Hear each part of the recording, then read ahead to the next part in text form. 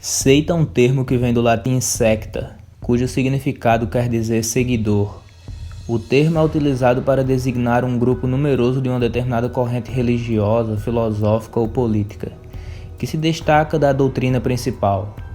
Sectário é um termo que designa um indivíduo que faz parte de uma seita. Uma seita pode também ser considerada uma divisão, partido ou facção.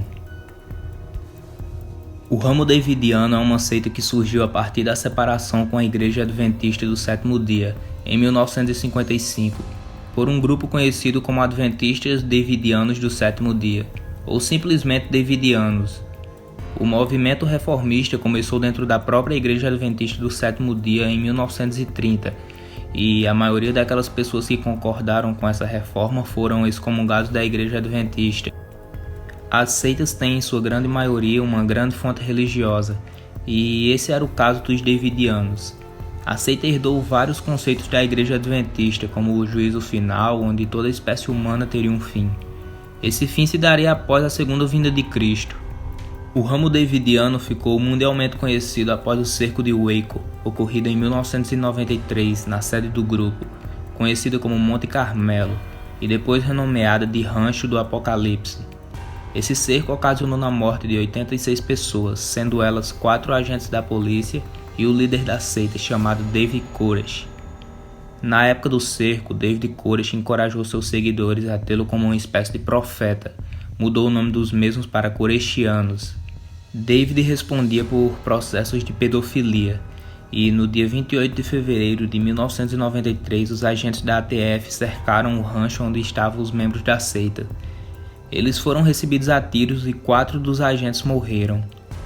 O FBI foi chamado para conter a situação e logo um incêndio tomou de conta de todo o rancho, onde 82 membros da seita morreram. A ponto de curiosidade, o pivô do atentado de Oklahoma, Timothy McVeigh, de 27 anos, usou o atentado como forma de vingança ao cerco de Waco. 168 pessoas morreram, sendo esse o maior atentado doméstico dos Estados Unidos. O japonês Shoko Asahara era o líder da seita Verdade Suprema. Ele escolheu esse nome após uma peregrinação ao Himalaia. Ele se autonomeou Deus da Destruição, o Cristo de Tóquio. O grupo Verdade Suprema logo ganhou a popularidade da sociedade japonesa, recebendo autorização do governo para existir e tentando emplacar membros no próprio parlamento. O grupo atraiu vários jovens de classe alta, chegando a comandar em torno de 50 mil membros. O que mais atraiu as pessoas foi o discurso apocalíptico da seita.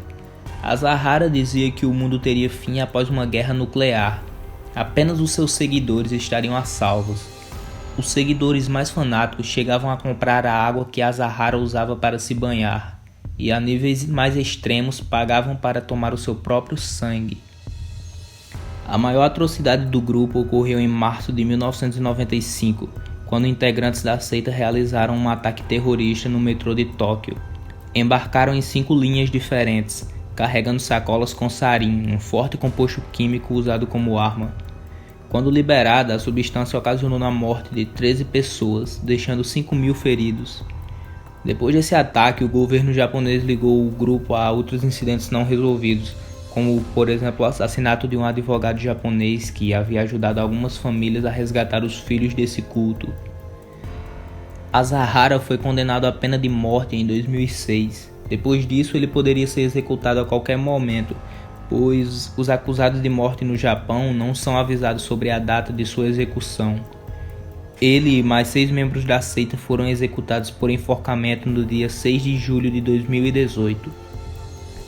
Por fim, temos o caso mais famoso de suicídio coletivo já registrado em toda a história.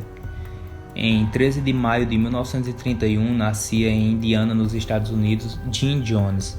Desde a infância, Jones mostrou inclinações místicas. Na juventude, foi um leitor dedicado de obras políticas e sociais. Mostrou uma simpatia pelo marxismo e pelas reivindicações dos afro-americanos contra a segregação racial. Jones desenvolveu suas ideias sobre a ação política e também começou a buscar uma expressão destas dentro da religião, e em 1952 tornou-se estudante em um seminário metodista, no qual foi expulso por defender a integração racial. e trabalhou algum tempo junto aos batistas do sétimo dia. Em 1954, Jones criou a sua própria igreja. A seita teve vários nomes diferentes, até que ele optou pelo nome Templo do Povo. O Templo do Povo era conhecido por causa de sua grande diversidade cultural. Todos eram bem-vindos no templo, o que fez com que rapidamente a seita lotasse de seguidores. A influência de Jones era tão grande que o mesmo foi nomeado pelo prefeito de Indianápolis como o diretor local da Comissão dos Direitos Humanos. No entanto, os dois acabaram brigando e entrando em conflito quando o líder do templo foi agredido em uma reunião. Em um discurso em 1961, Jones listou a cidade brasileira de Belo Horizonte, em Minas Gerais, como um lugar seguro para uma provável guerra nuclear. Vale ressaltar que, naquela época, a Guerra Fria estava em seu ápice. A provável guerra nuclear entre os Estados Unidos e a União Soviética não era algo descartável, e foi a época em que o mundo quase viu uma guerra nuclear eclodir. Após tais discursos, Jones visitou o Brasil, estando inclusive em algumas favelas no Rio de Janeiro.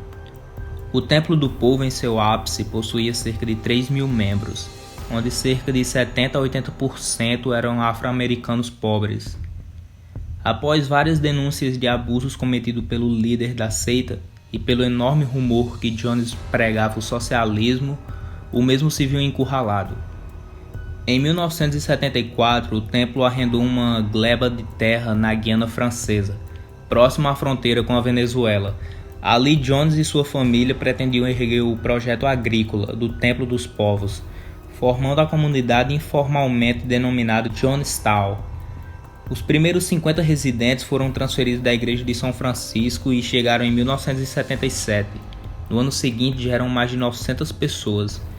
Jones tentou fazer ali uma comunidade rural sustentável, porém a comunidade estava superpovoada em relação aos recursos disponíveis.